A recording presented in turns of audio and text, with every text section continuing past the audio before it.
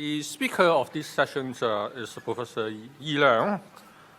He's going to talk about a research initiative of urban informatics and urban science here at CHK. Starting from this morning, you may know that, Professor Leung is the director of the Institute of Future Cities and research professor of the Department of Geography and Resource Management at CHK. He has done significant research in a lot of different areas throughout his 40 years, almost 40 years of research.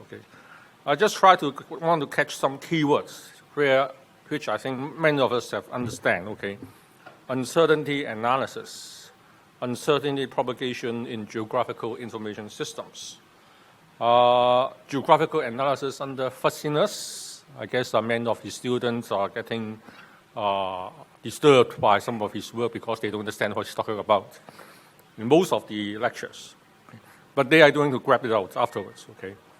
And generalizing uncertainty analysis to various types of uncertainty using statistical theory, rough set theory, possibility theory, and theory of evidence. He also engaged in novel research in intelligent spatial decision support system, spatial data mining, knowledge discovery, doing research work on various applications as well, including multi-objective urban land use allocation, optimum transportation routes planning, communication networks, urban hierarchy, water, air pollution management. Recently, he's also interested in studying climate change and human response, in particular on city resilience. He's the recipient of the second prize of the National Natural Science Award in 2007, and the first prize of the Ministry of Education Award in the same year for his research in algorithmic analysis and computation in spatial analysis and planning. He's currently chair of the Commission on Modeling Geographical Systems of the International Geographical Union, as well as the chair of the Commission on Mathematical and Quantitative Geography of the Chinese Geographical Society. He's a prolific researcher and published over around 200 papers as well as 6 research monographs. Without further ado, may I invite Professor Leung to deliberate on us on the recent research initiative on urban science and urban informatics at here CHK. Thank you, Professor Leung.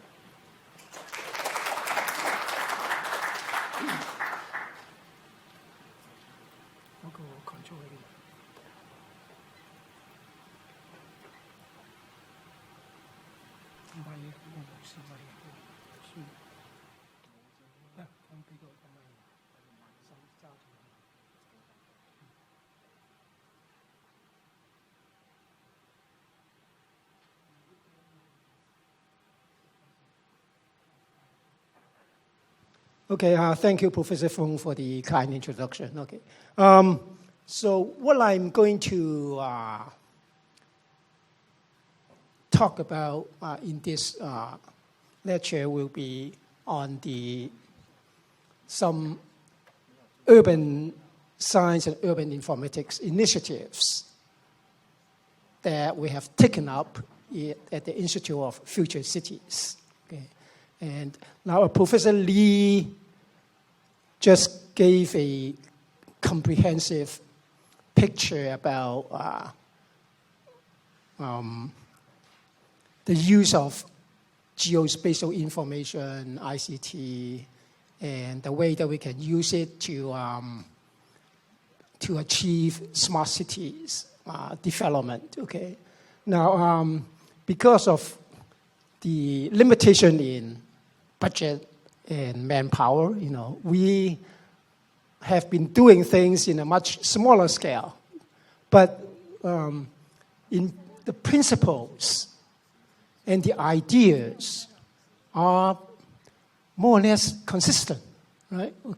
So what I'm going to talk about is several things.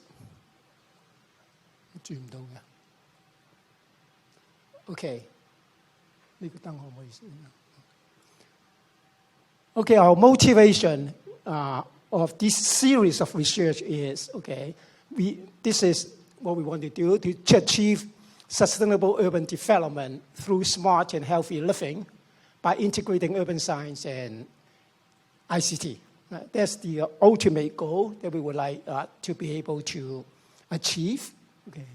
So to do this, what we need to do at the very basic foundation will be the integration of multi-source and multi-scale urban data to solve complex urban problems. Okay. So that's what we need to do in order to accomplish this. Okay.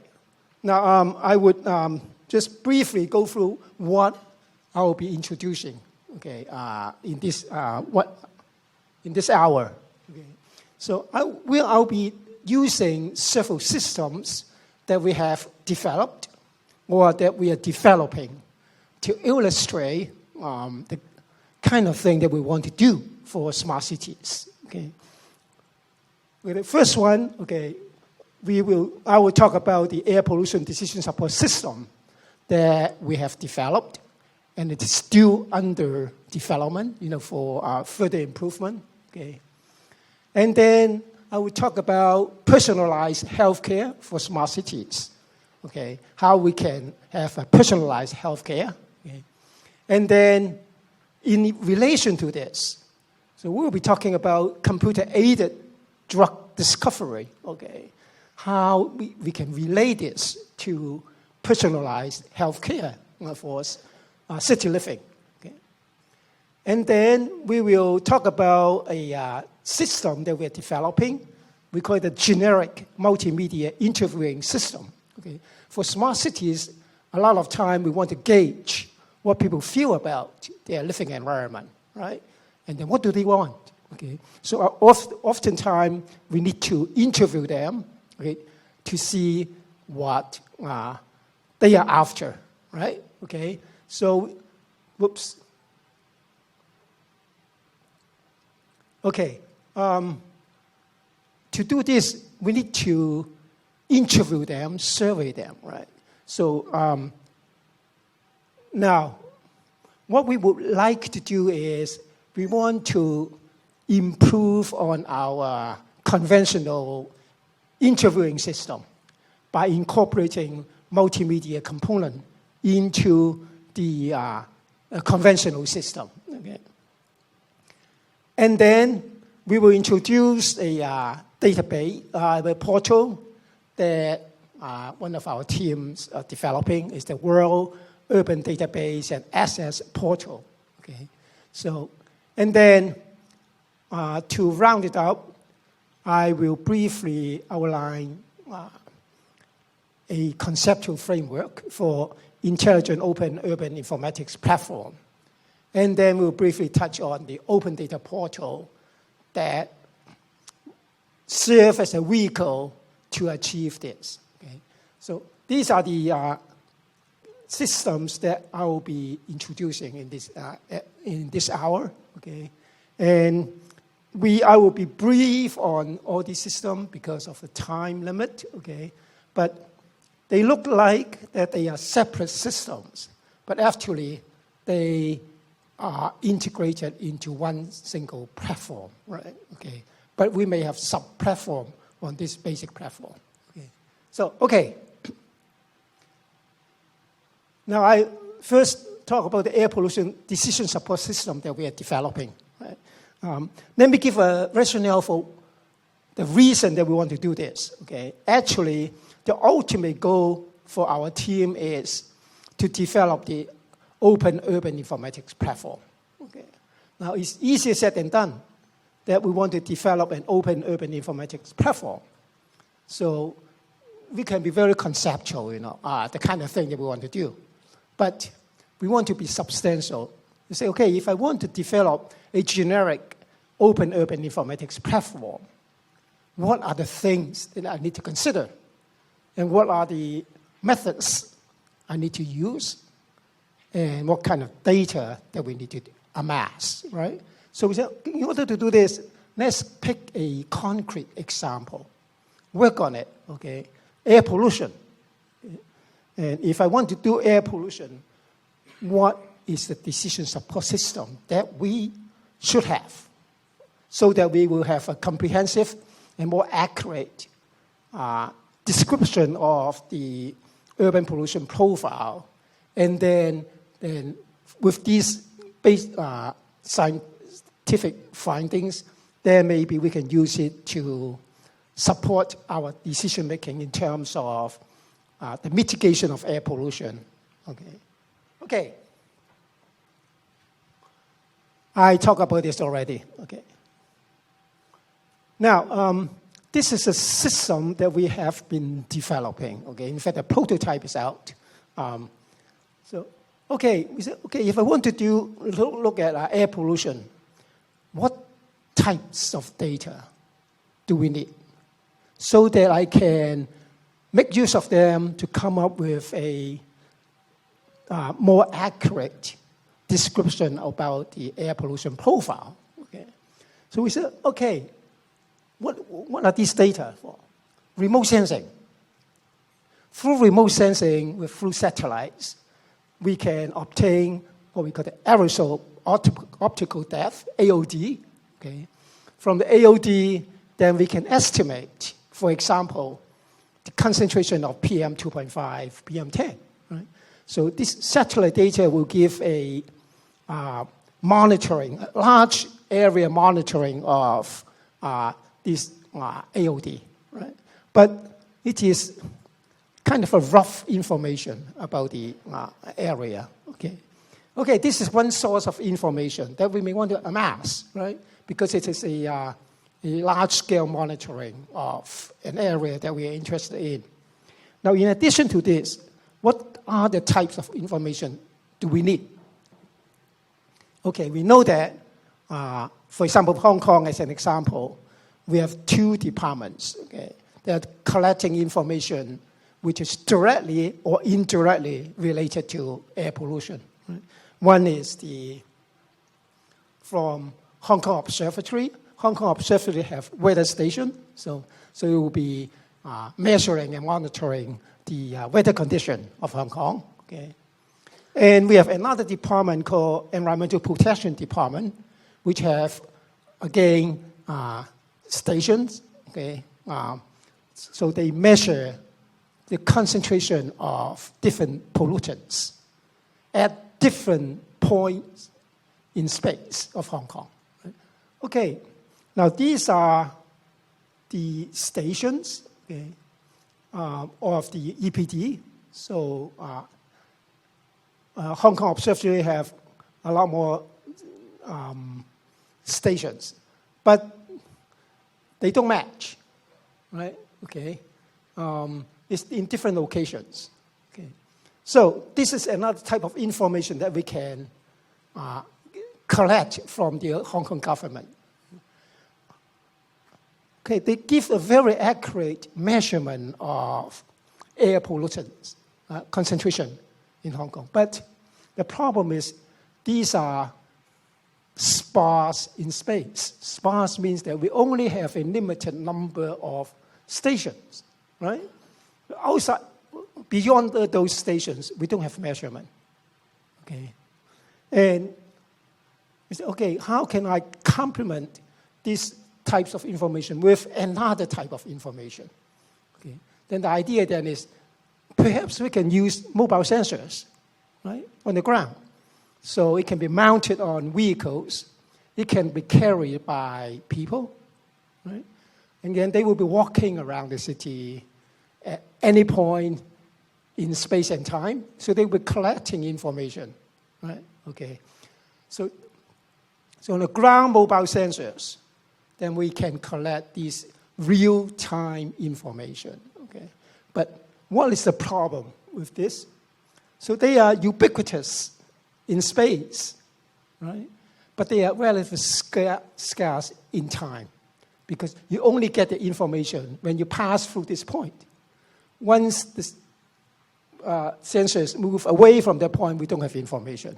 So it's a very interesting complementation between these ground-based stations and these mobile sensors. Okay, one is scarce in space and dense in time. Okay, these stations are, and this is dense in time, dense in space, but scarce in time. Okay, so this gives us a reason to integrate these two types of information to come up with a better information system in space and time, right? Okay, so these are the sources, right?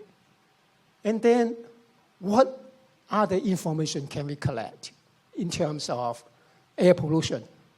So we look at atmospheric model, air pollution model. So we have models actually that simulate the air pollution situation in space and time.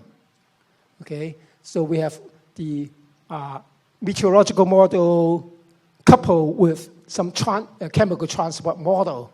Then we can kind of simulate what's the pollution concentration in space and time. But models are models. They are built on assumptions. So, okay, they may not be accurate, okay? Even though they build on the physical law or chemical law, okay? But still, model is just an abstraction of reality. So they may not provide accurate information, right? So in other words, this is another source of data that we might want to get, okay? And then you may wonder why we get all these different types of information.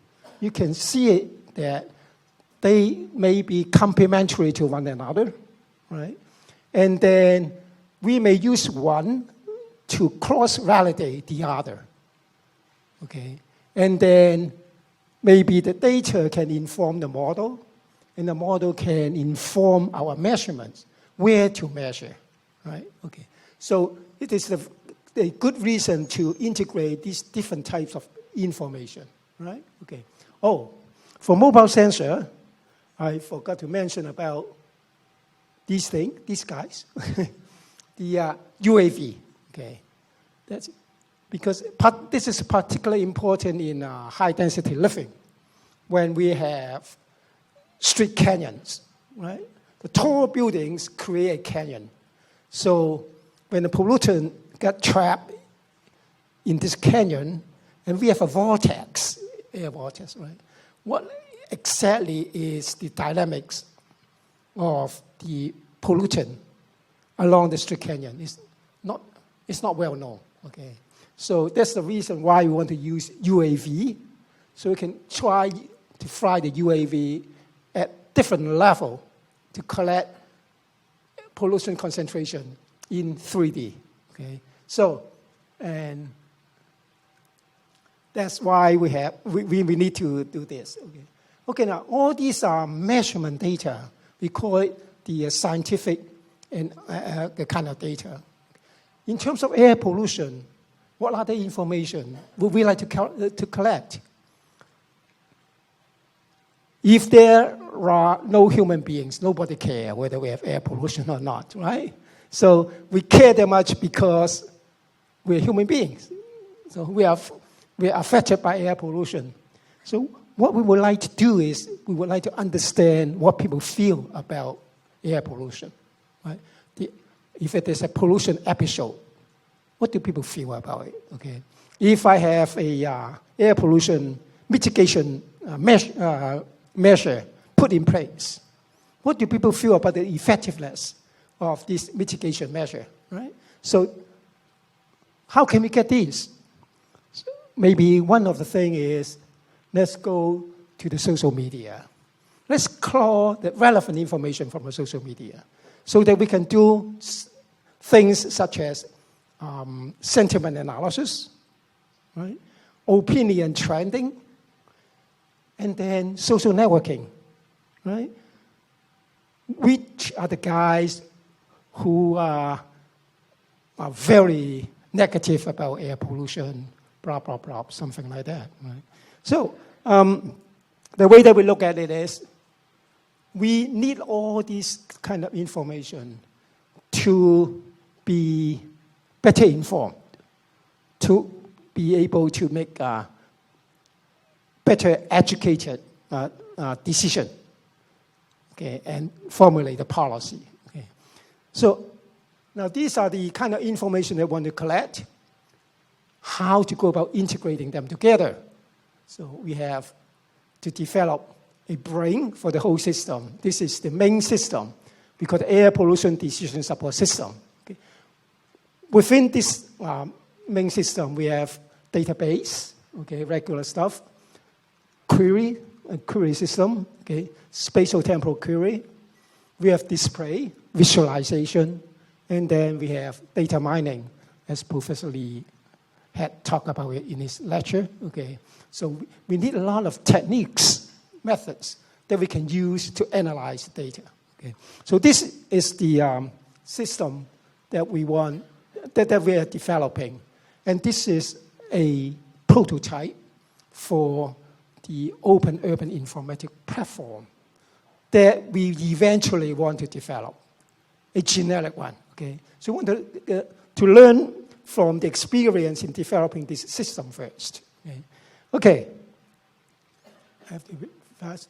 The whole idea, once we get this system in the internet or in the cloud, okay, then anybody in any part of the world can get access to the system. Okay, and then they can query and they can do whatever they want to do with the system. That's our ultimate goal. Okay. Okay, now we develop, because we want it to be an open system, so we develop it on the Google Map platform. Okay, so these are all the display from remote sensing, from modeling, from the station.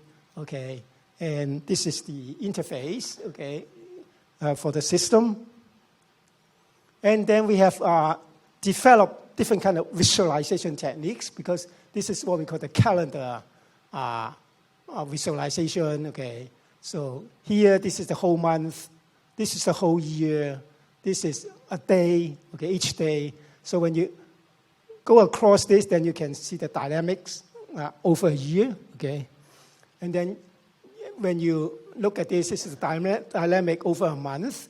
When I look at different the same day in different months, then I can see the dynamic that of air pollution changes, right? So we, for example, these are some of the visualization that we develop. Okay, of course, we have to be able to display the time series, do time series analysis, and then see the dynamics of air pollution concentration. Okay, and then we develop methods that we can validate the result of the model, right? Okay, so in other words, we have database, data visualization technique, analysis technique. Okay, it's all built into one single system. Okay, impact will be, hopefully we can use this system to come up with a better description of air pollution of the city, right? So that our decision-making process will be better informed. Okay, and okay, now I would like to ask Donald, one of our team members, to briefly demonstrate how the system works. Okay.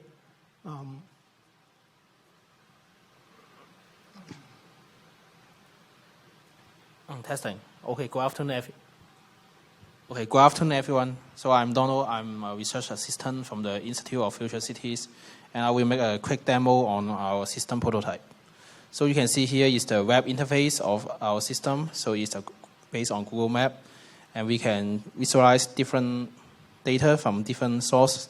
For example, the ground station from the EPD and HKO. So we can visualize the pollution and also different temperature and also the wind. And we can also visualize other types of data, such as the atmosphere model data, and also the remote sensing data from the MUDAs. And we can also visualizing the mobile sensor data, so as a path. And we also have other visualizing methods, such as this Canada view, and also the line series chart, just like this. And we also have some analysis tools in this system, so we can do some sort of correlation analysis. So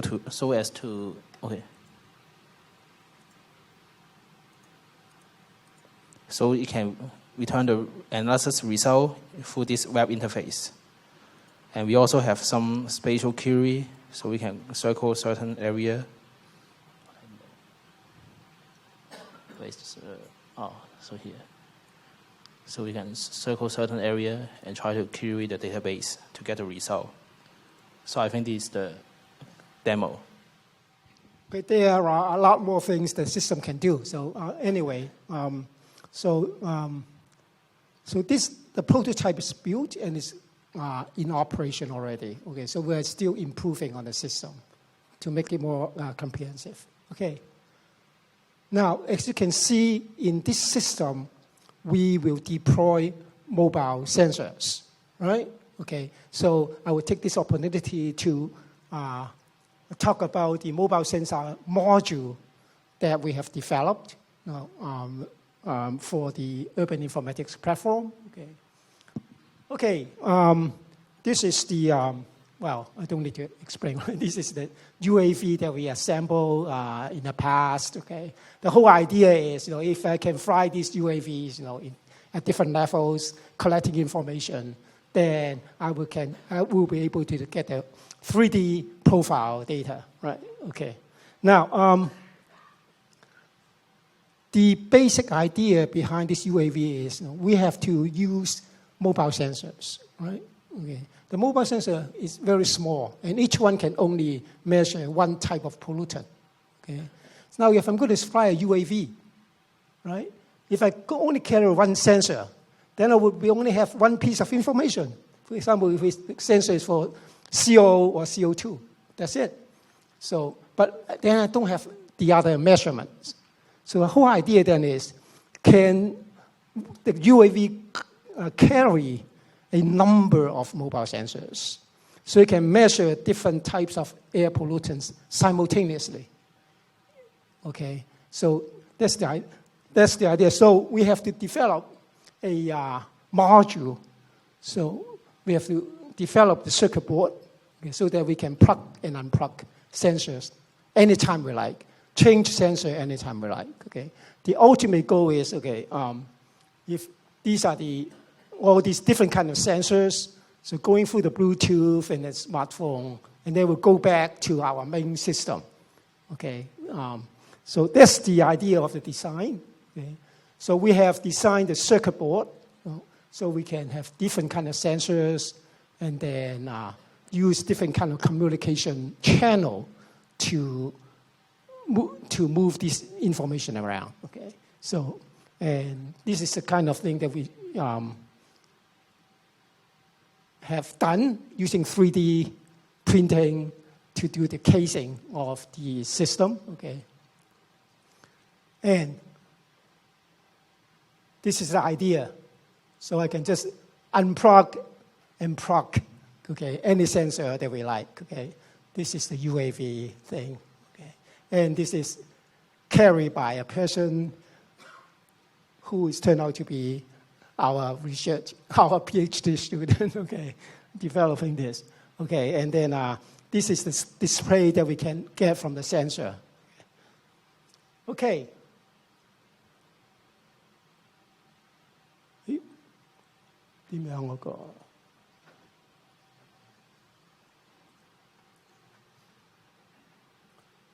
Okay, this is a very short video showing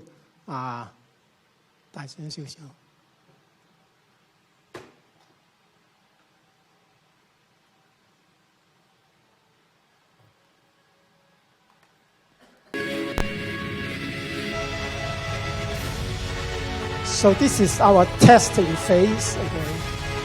As you can see, we are flying these UAVs on campus. We cannot fly it in the city because I don't think we are allowed to fly in the city. Okay, but so the idea is you're not going to fly one UAV. You're trying to find a whole troop of UAV. Okay, so they will be flying in the air, collecting information. Okay.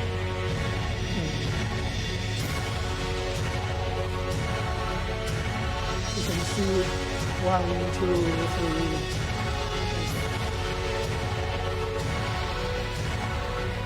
There's a landing.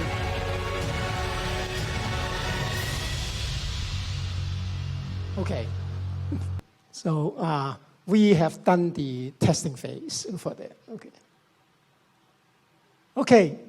As you can see from the short video, when we're flying the UAV, so we're sending the information back to the main system. Okay. And then this will be all the signal that we get from the main system. Okay. So the impact will be if we're successful in developing these troops of UAVs, okay, then we will be able to come up with a more complete and accurate 3D profiling of the air pollution, right? Okay. Now, for substantiation, I will ask Tony to demonstrate to you the essentially the module that we have developed. Okay. Thank you, Professor Leung. And this is the mobile sensor module we developed, and compared to existing sensor modules, there are two special features of our sensor module. The first one is the plug and play function. So what is plug and play function? So as you can see, there are many small boxes on my hand, and each small boxes has a label on it. Like this one, it has a radiation label, and this one has a SO2. Actually, each of these small boxes is a sensor module. And for example, for this one is a radiation sensor module. It can monitor the nuclear radiation level. And if you want to measure the radiation level in this room, so what you need to do? What you need to do is by plug this sensor module into the major unit.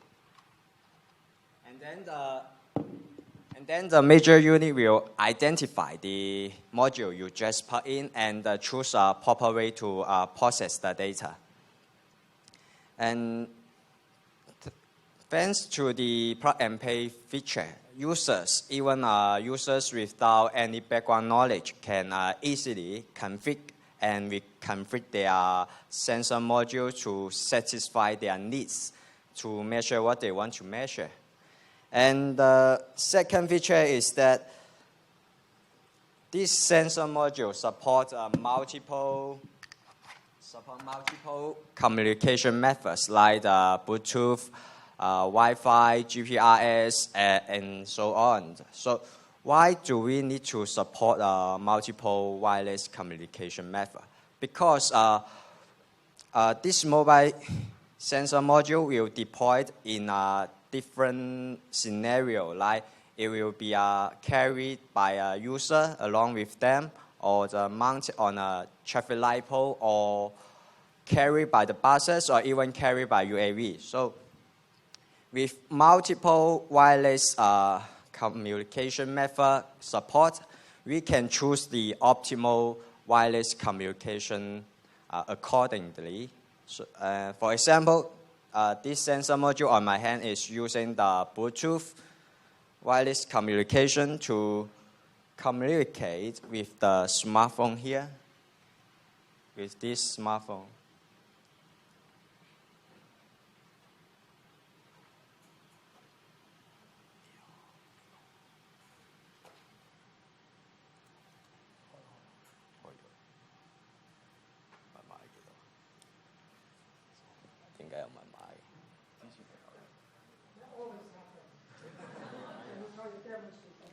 And as you can see on the projected screen, this is the mobile app we developed.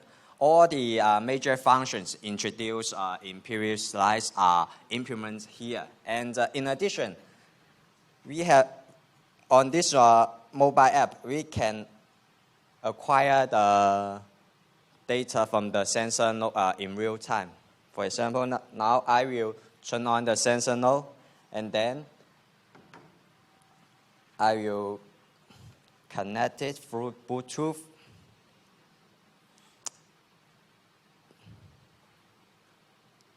And once the sensor node is connected with the smartphone, the real-time data can be received instantly, as you can see on the projected screen.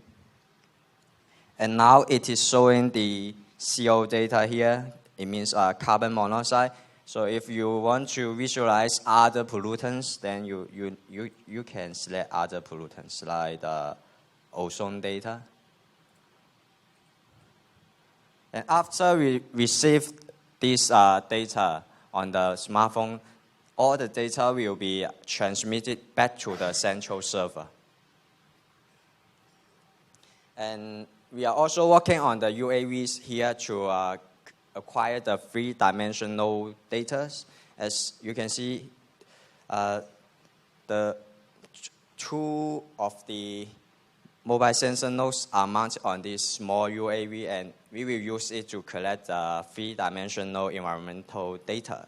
And on this one, in addition to the mobile sensor node, it is also mounted with a hyperspectrum camera to monitor the health condition of trees. So I think this is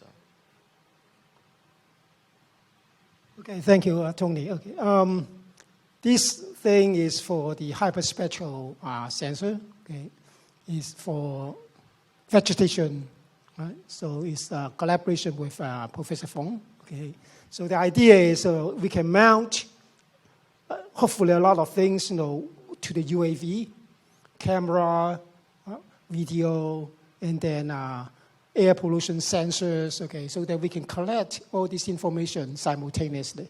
Okay, so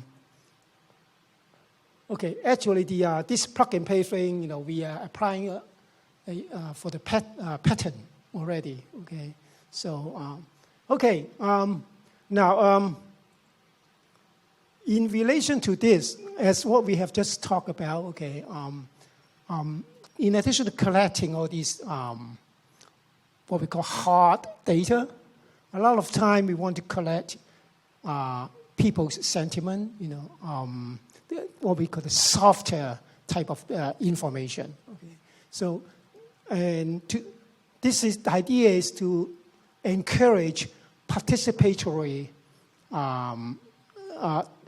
approach to urban planning. Okay, we will collect people's sentiment, trending thing, okay, opinion trending, so that we can from social media. Okay, this is the apps that we have developed for the social media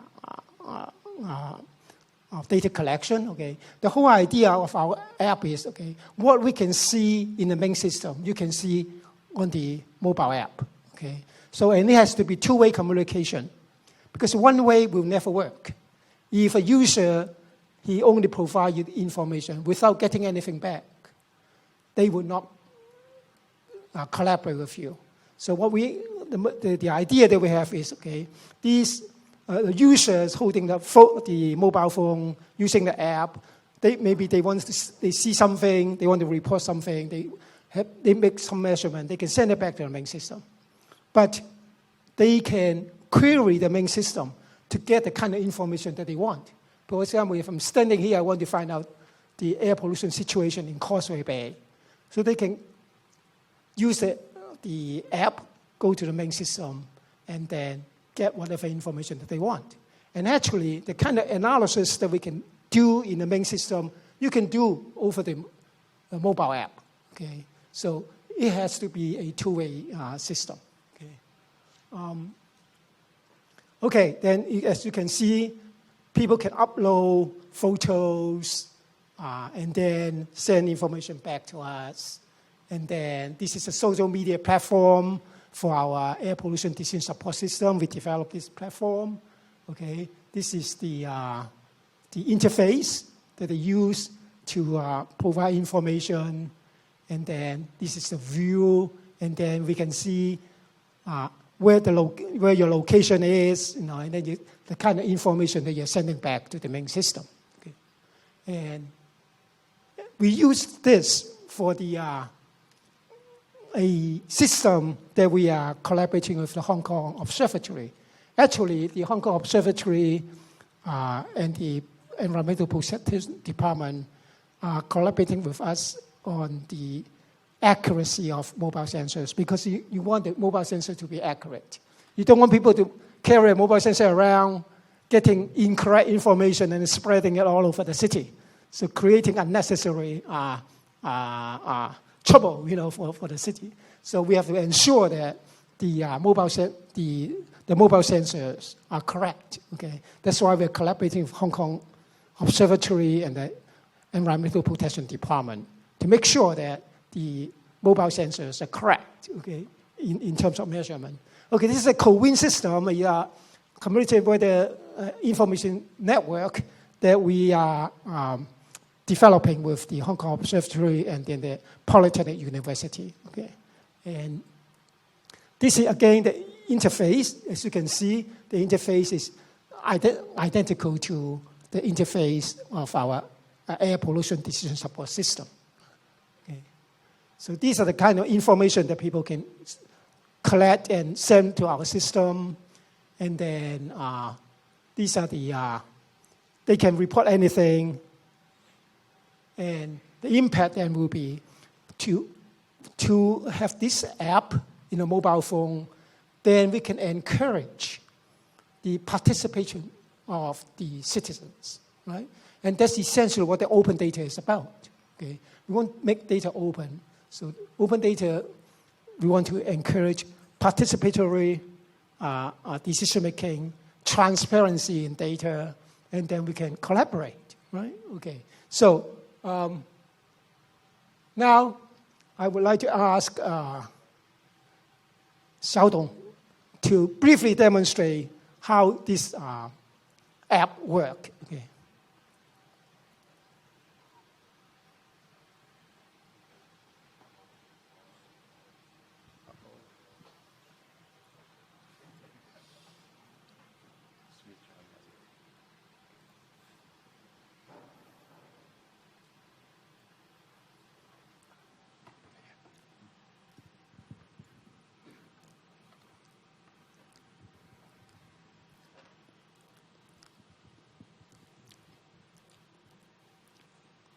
Okay, now we can see the co-win application.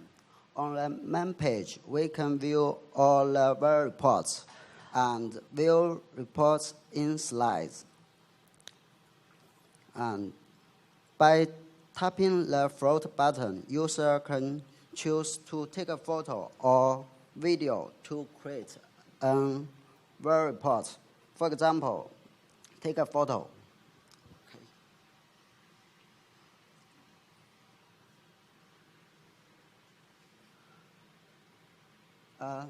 Then user can add some tags, weather tags, and choose some weather icons.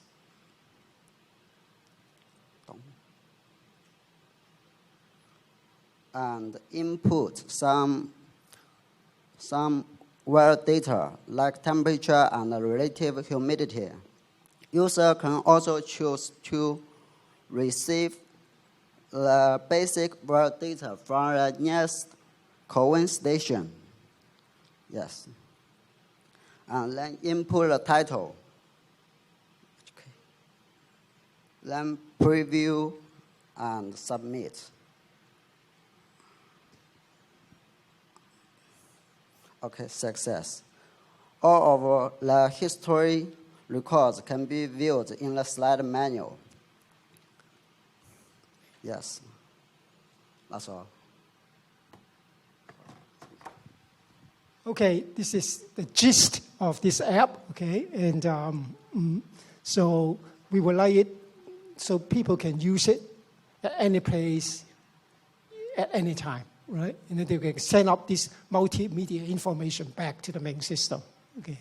And okay, now in relation to this, so as we say, a smart city, what is a smart city? We want to have a smart and healthy living, okay? So health is the issue of city living, okay? We want to live in a healthy way, okay? So the this system that we're developing is we call personalized healthcare. Okay? The whole idea is we can measure your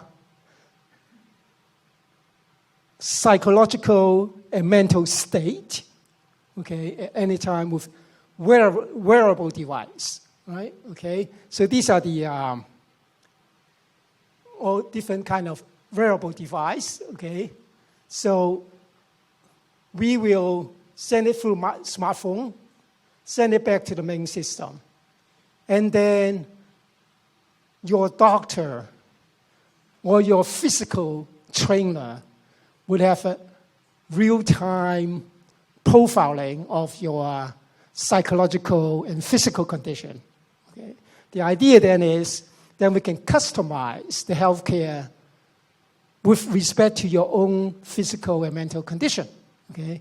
So maybe the system can suggest some exercise or some methods that you want to use to, for example, maybe you're depressed, okay, maybe your concentration is not that high, then maybe we get up and do some exercise or, do certain kind of thing.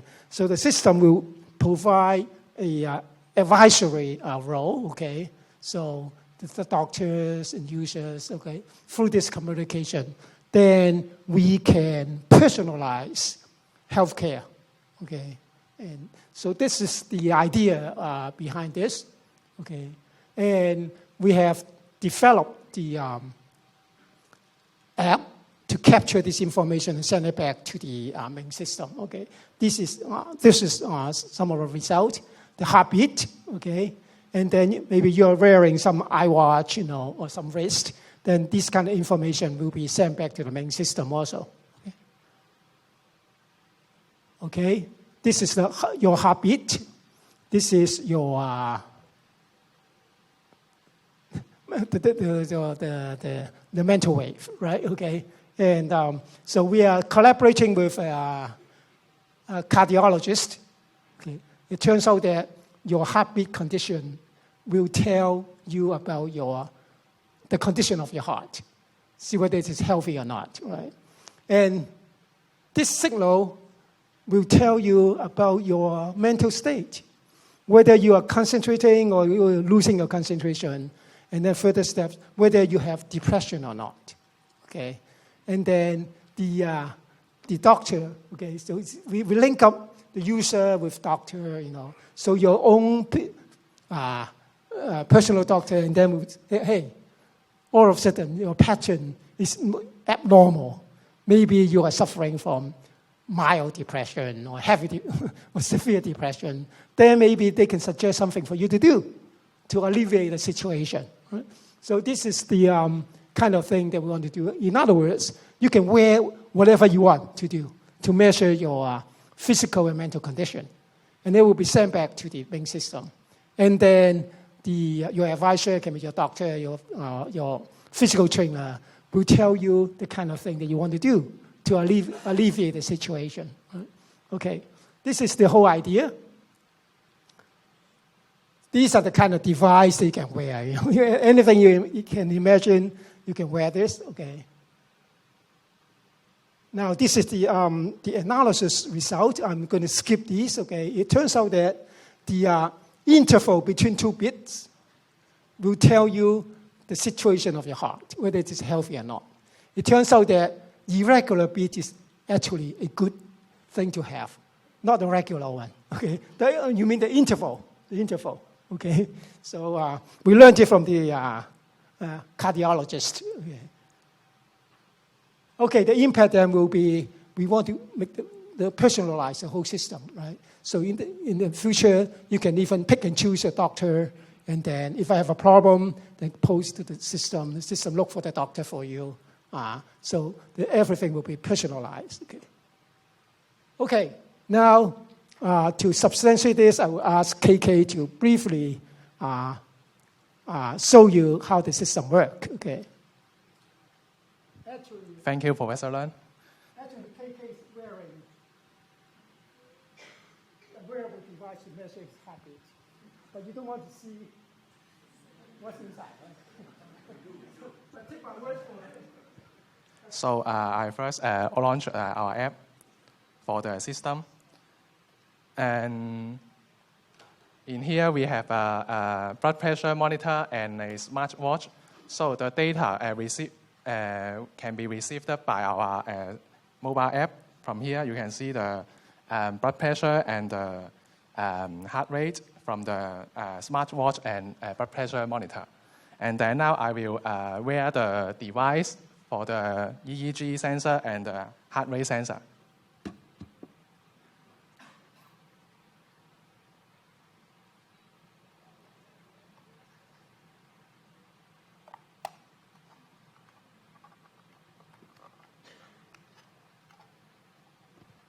So let me click the record button to receive the data.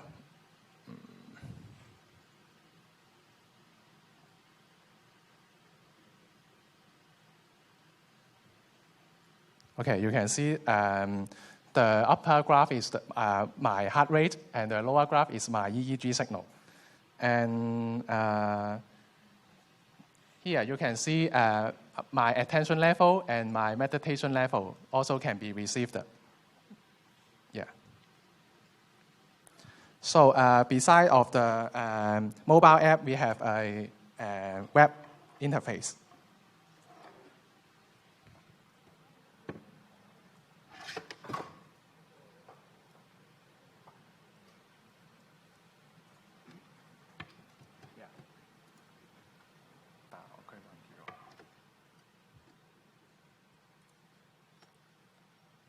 So here is the web interface for the patient.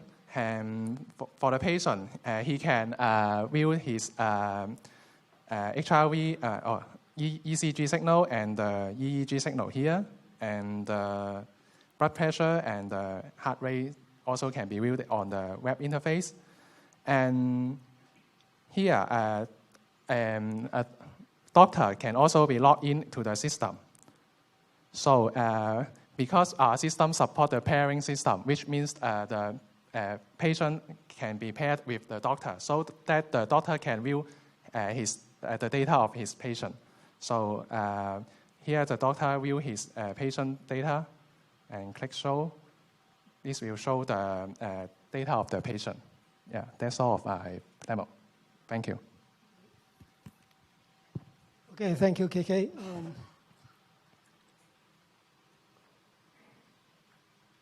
Okay, now the whole idea then is, if we can have this system, and if you're willing to be monitored all the time, so you can wear all these wearable devices, and then your doctor, and then your physical trainer, or whoever that you would like to seek help can have a real-time monitoring of your condition. And then they will give you a real-time advice, okay? So, of course, the doctor will not look at the things all the time. So we have to build some intelligence into it, okay? If it is normal, then don't prompt the doctor, okay? If it's abnormal, then you prompt the doctor, okay? So I'm glad to see that when KK was demonstrating, his attention is 100%. So, okay.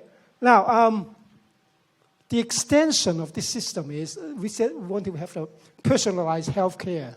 We would like to be able to relate this information to the genetic information of the patient, okay? So we want to identify if he is suffering from some disease. We want to identify drug for the cure of the disease for that particular person, okay? So behind this whole system is another research that we have done.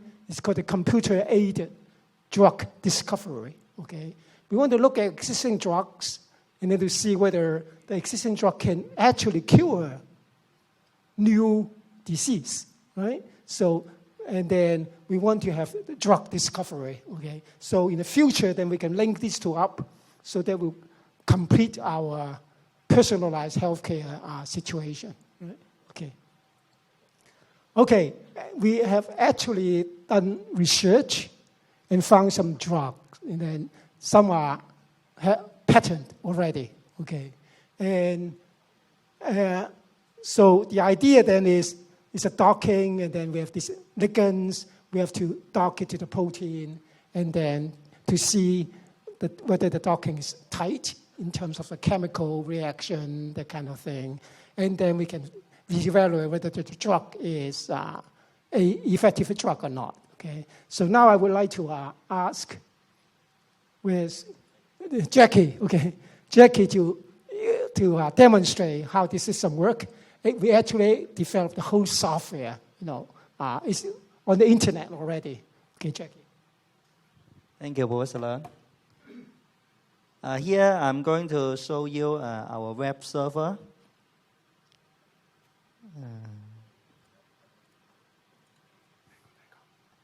In the past 3 years, we have developed a web server for the computer-aided drug discovery system. And here is the web server. And users can browse our web page and submit jobs. And here you can see there were quite a lot of jobs running on our web server. And here I want to show you the results of a previous job. For example, in this job, the target protein was CCR5. If I click this icon, I can visualize the results. And here the background is the CCR5 protein in this stick representation. And here, this small molecule is the candidate ligand that was identified by our software. Here the users can switch between the top candidate ligands. For example, if I click this button, then you can switch to another potential ligand. And here we can also observe their potential physicochemical interactions between the ligand and the protein. And there were multiple surface representations too. So if I click this molecular surface, and here we can see the surface of the protein. And then clearly we can see the cavity formed by the protein. And then we are able to see the drug that fits perfectly into the cavity. But this takes some time.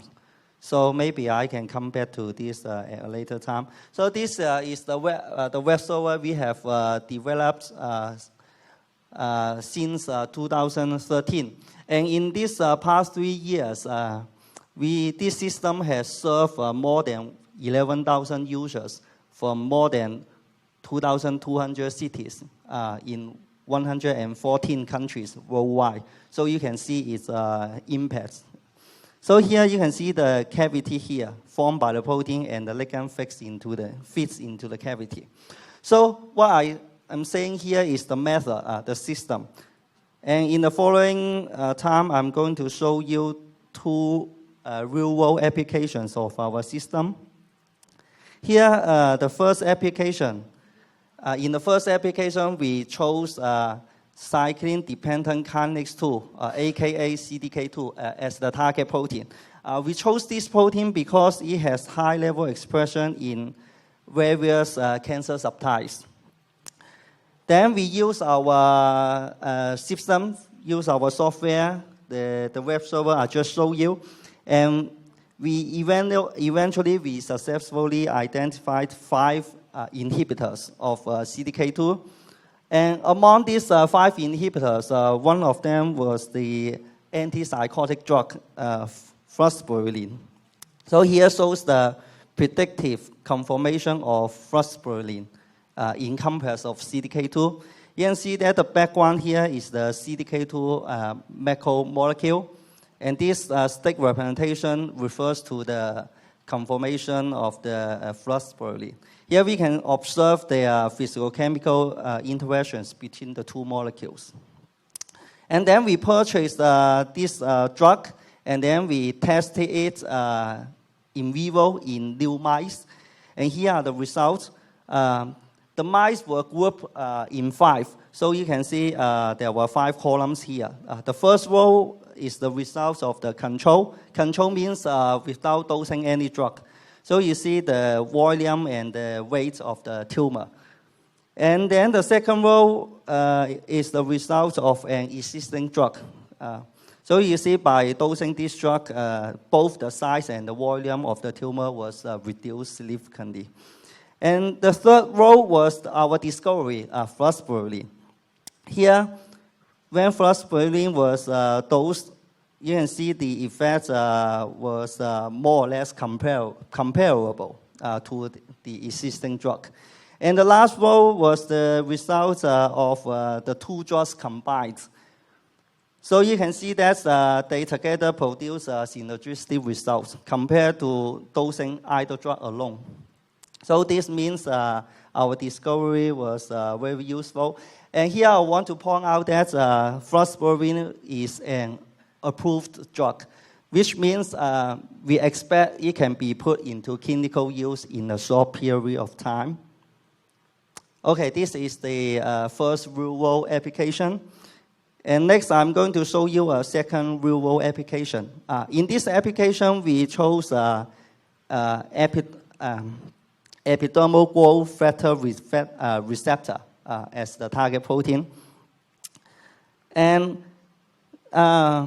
we chose this EGFR protein as the target protein because it has a high expression in lung cancer. But the major difference between this application and the previous application is that this EGFR has recently arisen a mutation of T719M.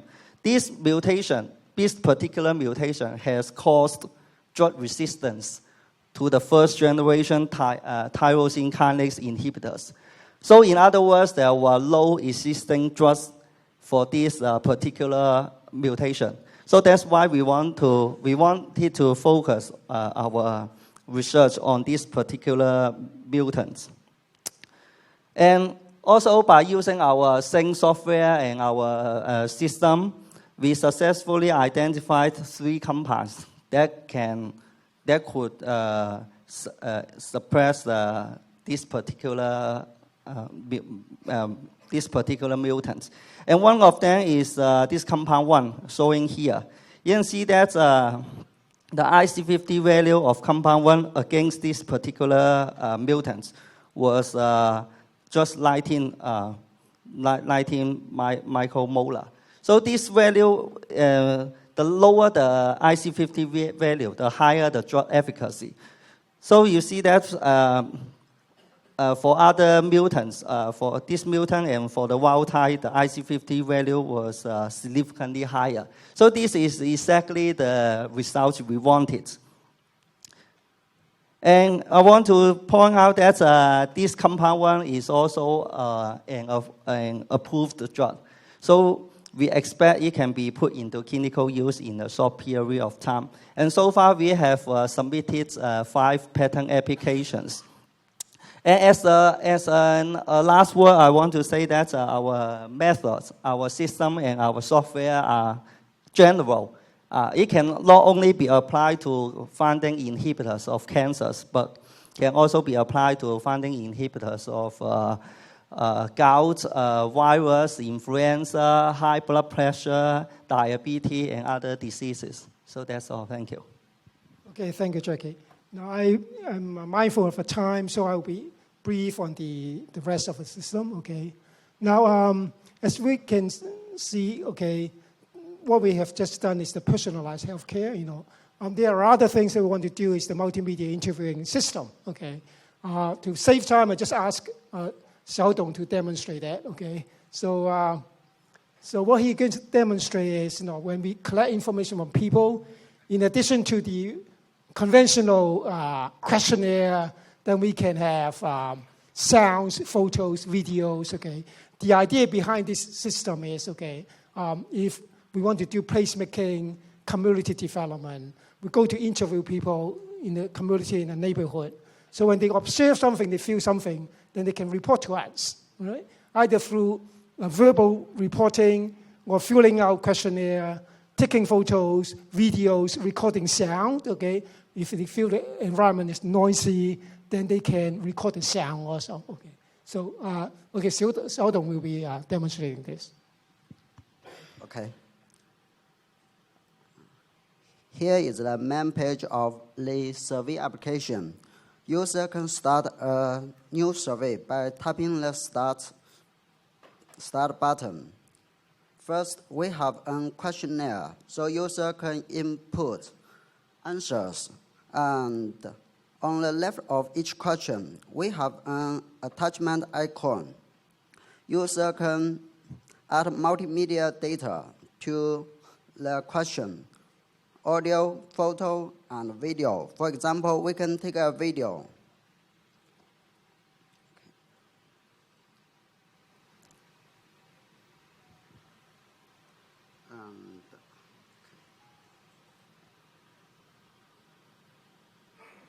Then we can see a video icon.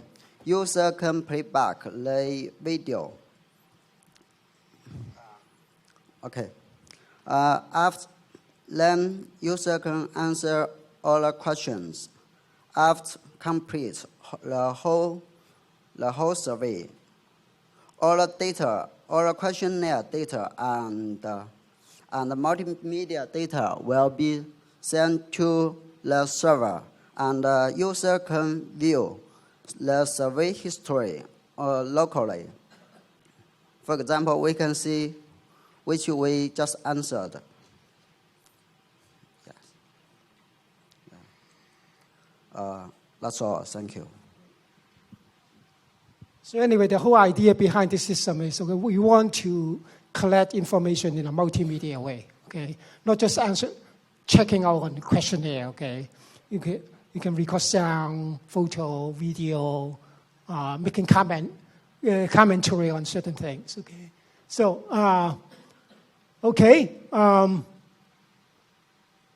so these are the interface. Okay, we just demonstrate. Okay, now the last system that we would like to introduce, I will invite Professor Ren Chao, to introduce this system that Professor Ng and Ren Chao's team is developing. Also on the 3D profiling of a city. Okay.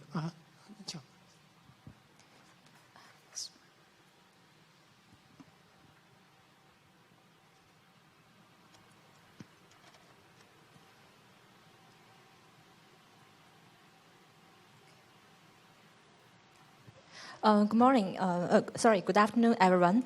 I'm just an associate professor in the School of Architecture. So you may be wondering if we have this kind of data, so what is our plan for the future? And recently, in the last year, in 2006, actually the UN Habitat have the third conference. They talk about the future of the cities. And more important, they sign a new urban agenda. This kind of declaration is that is sustainable cities and human settlement for all. And more importantly, they more focus on the implementation part, i.e. the transformative commitments for such kind of sustainable urban development from social, economic, and environmental dimensions. So today, our topic is about the smart cities, data science, and also informatic technologies. So the question is, okay, now we have so many teams create this kind of database, develop this new technology to extract the data. So how this kind of data really can do various applications and implementation? And can this kind of implementation make the policy change? And then in the end, really can affect people's living quality and also improve our urban situations. So if you are living in a city, you know the city have this kind of functions, activities, buildings, street, people, population density, etc., etc.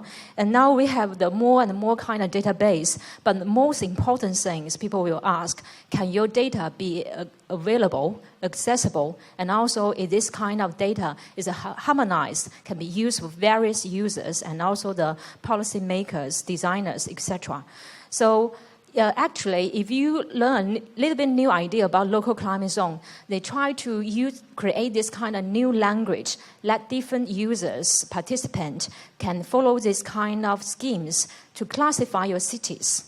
And if you check the NASA or Landsea this kind of land use categories. Normally, they only classify city as one category, but now with this new scheme, the city will be classified very precisely into 10 categories for various applications.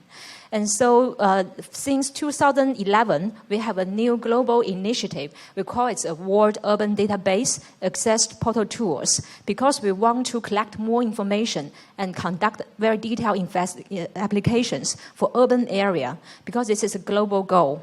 And by using the Landsat image and also the Google Earth, we can very easily to create local climate zone training areas, classify your cities with the local expert knowledge, and in the end, you can create your own city's local climate zone map. And there are two important objectives. Because of this database, we can classify and also identify the form, the function of your own cities. And also, based on this kind of database, you can do the various applications. Later, I will show you. And also, more important, because the different users, they have a different need. So for this system, at the very beginning, we create and define the 3 levels of products. Level 0 will be only include the 2D information. Level 1 and level 2 will be the 3-dimensional information about urban morphology, land use, and also function. And so far, we have some international collaborations partners from the UN, WMO, Future Earth, European Commission, the Google Earth, the GEO, and also the China Academy of Science. This morning, Professor Michael Betty presented information from their colleague. Actually, it's part of the European Commission's project. And also the co-teams you can find is quite international. And for our teams from the CUHK, we are more interested and also responsible for Chinese cities because you know the China data is not so easy to get it. And so now this kind of information later will be released on the website. Everyone can free access to this kind of data. So far, we finished 57 our principal cities and major economic big regions in China. And so later, you don't need to worry about data anymore about China. And for this kind of data, because they use the Landsat image, so you can trace back the historical urbanization situations. Now, one of ongoing projects, actually, we work on the parallel delta region, so you can get the 1988, 1999, and also the 2009, this kind of urban land use information. Based on this kind of data, you can to do the very precise understanding about urbanization's impact.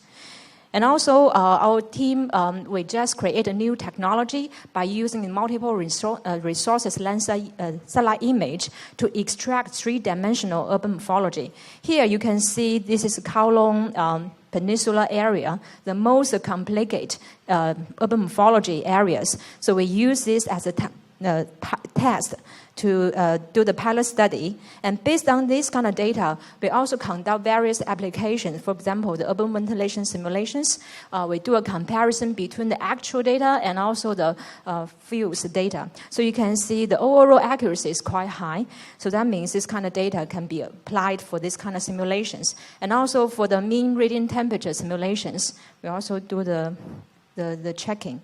And more importantly, when you want to apply the climate information into the planning, one of the two, like urban climate mapping, this kind of tool, require very precise urban morphology data and land use information. So by using our product, level 1 and level 2, you can also create urban climate map. So in future, we'll use this kind of technology to help the Chinese cities to deal with their environmental problems.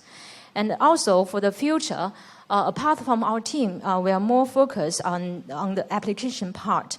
So based on this kind of data, like the WRF model, they can do the climate and weather modeling and energy cost, CO2 emission, air pollution, urban planning, ecology, and public health.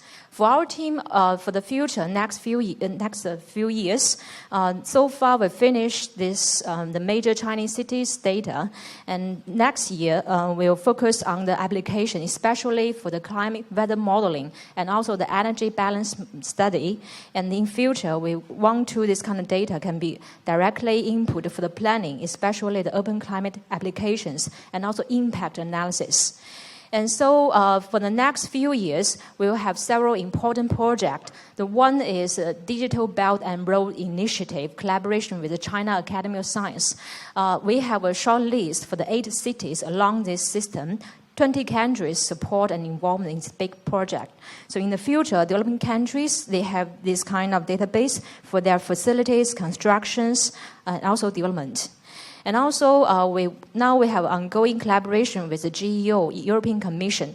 Because the European GEO organization, they create atlas of human planet. But the question is, they have less information about urban area. Even they have a very precise population density, but they don't have the urban land use category. So we use this kind of new technology. We'll validate their database and enrich their database.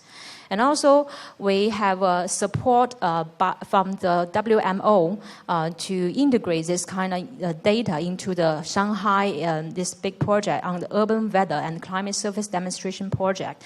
This idea is you use the data to provide a service and improve the service, especially for the climate disaster for the whole Yangtze River Delta region. And so far, last year, December, in the CHK, we just launched the global database here. Very soon, you can get the data from this website. It's all free to anybody. So we're welcome to join us. We're happy to see the collaboration and also application of our data. Thank you very much. Okay, thank you, Professor Ren. Okay, again, I'm mindful of time. I will round up with a couple more slides and that's it. All right, okay.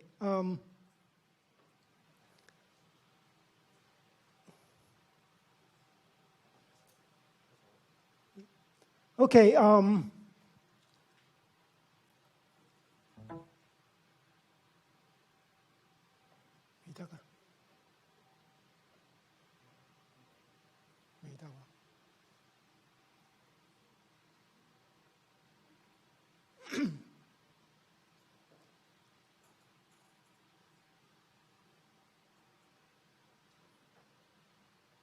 Okay, I'll skip all this because Professor Ran talked about this already, okay? And, okay, I would like to round up my talk with the kind of idea that we have. Okay?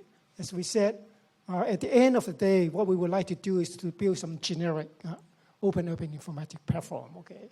So as you can see, all our experiments, look for the sensing module, social media module, urban mobile sensing module, modeling, and then urban infrastructure. So all these will be integrated into one integrated, what we call intelligent open urban informatics platform. Okay. So we hope that we can accumulate this experience so that it will help us to develop a more generic system for that. Okay. What we would really like to promote is to encourage the public sector and the private sector to open the data, okay?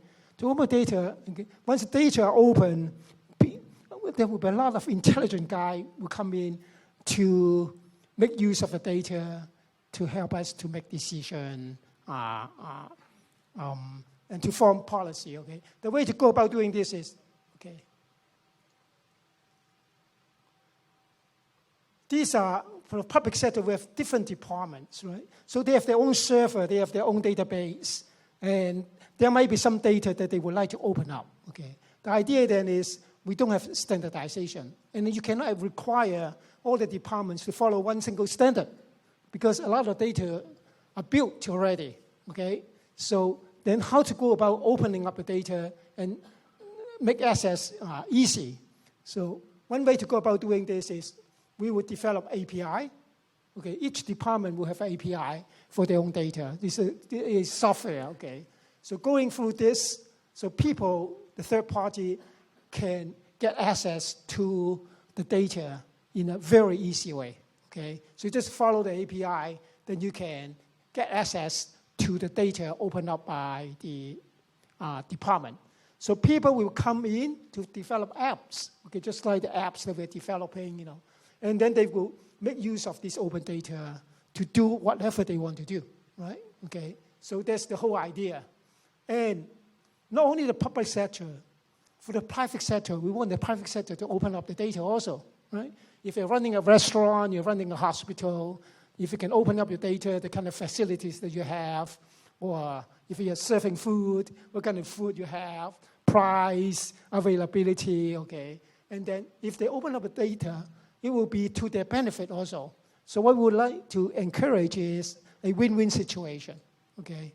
So if you open the data, actually that will work out best for parties concerned, okay? So to do this, of course, we need a metadata base to manage different kind of data. So you can see sensors, social media, so they will all be integrated into one single system, right? And then we will have users to make use of different kinds of data, and then we can do different kind of thing, okay? That's the ultimate thing that we would like to promote, is the open and big data era. Then we need this kind of system. Okay. This is the. Okay. I'm done with my introduction, and as you can see, we are very limited in terms of manpower and resources. Okay. All the systems that you have seen, you see the whole team already. Okay. This is the whole team. Okay. And we do it. Professor Leung is my collaborator also. Okay, so you almost see the whole team. And so we just have a few more research assistants, and then we usually involve some undergraduate students. Okay? So we know that we're limited in manpower and resources. So what we would like to do is to be able to collaborate with sister institutions, professional bodies, okay, so that we can build up the open urban informatics platform. Okay, thank you very much for your attention, and okay, thank you.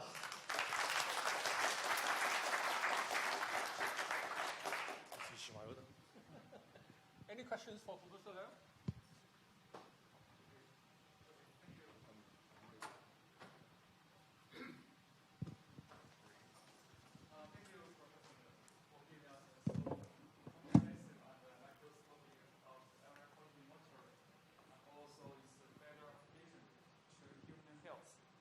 So actually, I have two questions. The first one is, you talk about a lot of air quality data access, how to acquire different kind of data to monitor the air quality. So, and then there is a part of human health. So my question is how to combine these two together, because I didn't see this point clearly in your presentation. Okay. And the second one, I think the software of air quality data display and analysis, this is very interesting.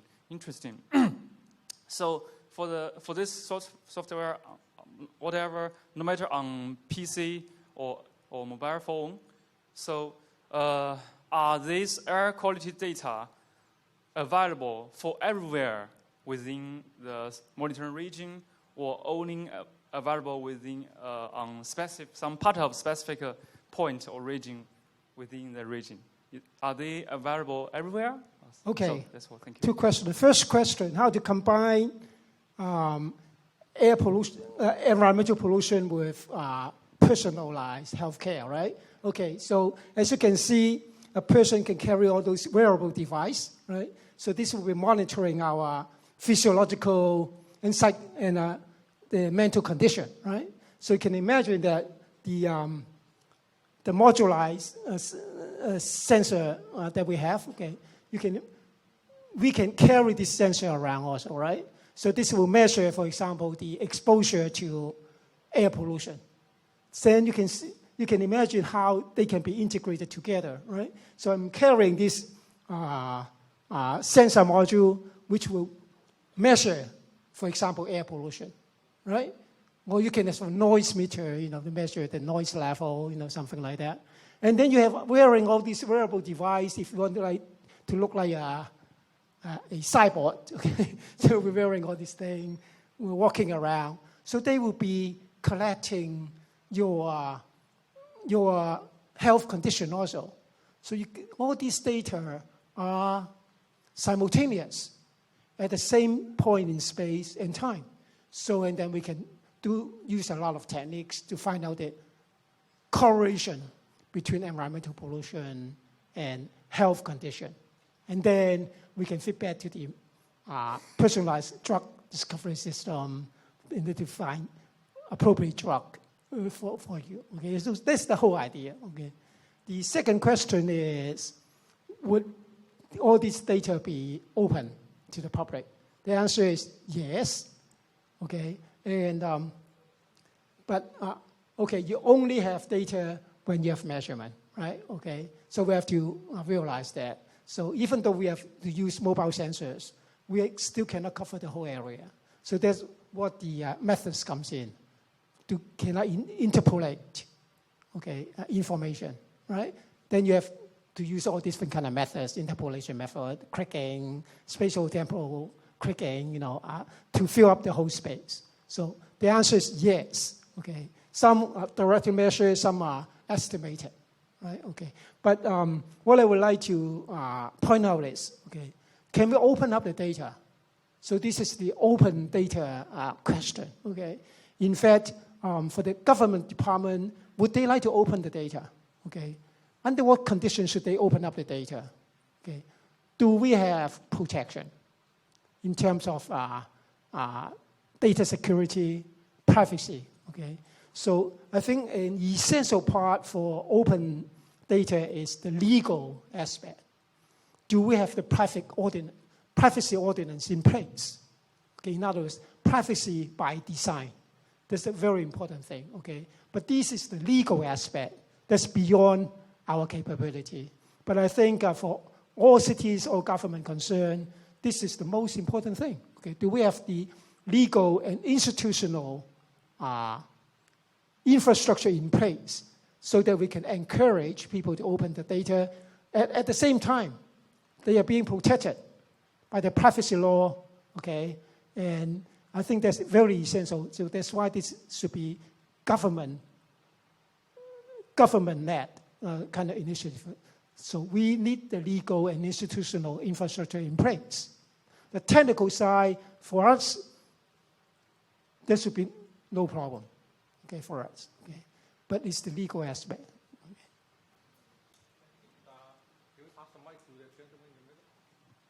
Okay. Thanks for your sharing, Professor Learn. My name is Chris, and I'm your student. So I want to know that. I want to know that does the air pollutant sensor affected by the turbulence generated by the propeller of the UAV?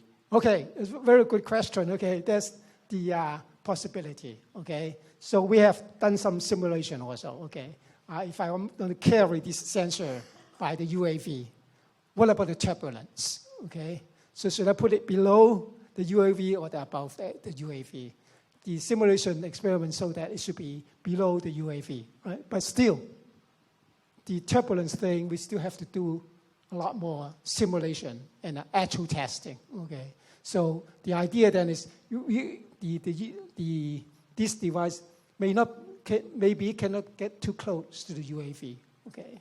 So maybe we need a string to carry around so they will avoid the turbulence, okay? So these are the kind of thing that we need to do for basic research and for practical research, okay?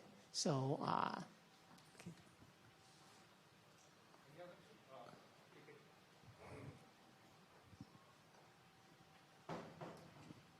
Thank you, Professor Leung. You make a very exciting introduction about what we can do.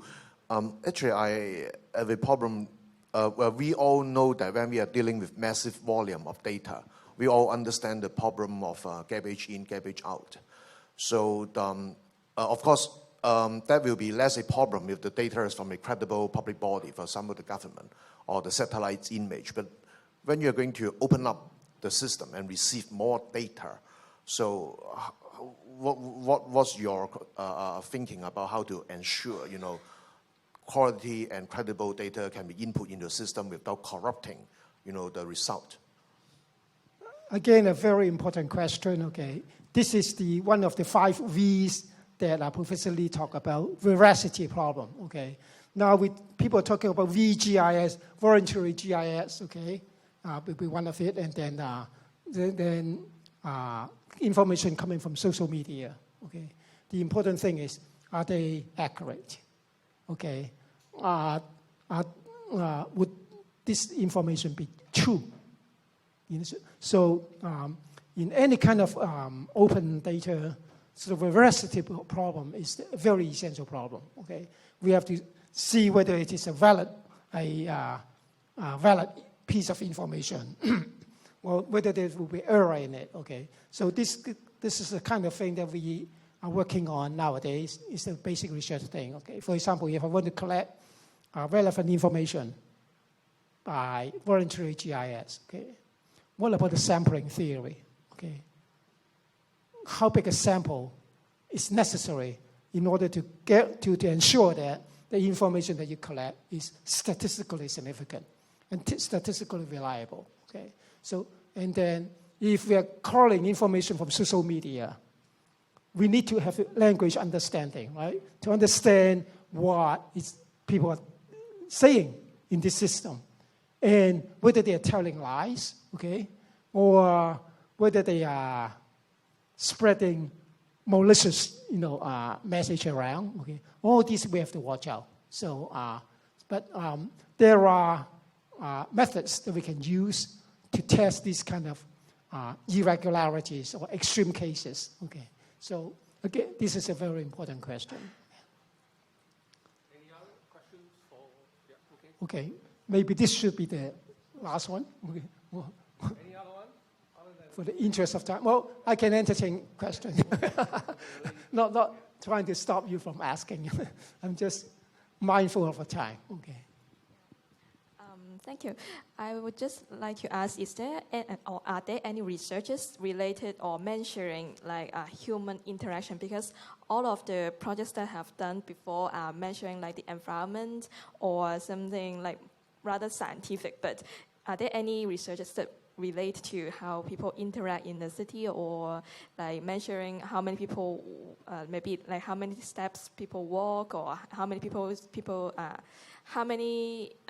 we speak with every day, or some kind of these related to human interactions? Okay, yeah, good question. Okay, this relates to what we call the social media aspect. Okay, that is the social networking that we can do. So if you claw information from the social media platform, and then if you can understand the text, okay, a very difficult question. That's the thing that we're working on. Also is the language parsing. We have to develop parser, okay, to understand a message, okay, to see what people are doing. Okay. Very difficult thing, particularly when you want to analyze Cantonese, okay, or the kind of language that they use in the social media platform, okay? So it's a completely different kind of language, okay? So these are the kind of things that we can do, okay, to know what people are talking about, and then whom they are speaking to, okay? Through this, then we can hopefully unravel those interaction that you have in mind, okay?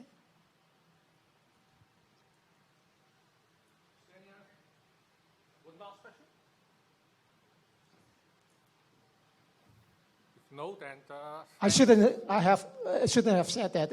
That's the last question. but I have to be okay. If no, then thanks Professor Leung for introducing to us the works that is done by the CXJ team. Okay. And certainly a lot more work is going to be done on the team in the future. So thanks for coming for today's seminar. So I pass it back to Professor Leung to deliberate on the further works in this ASI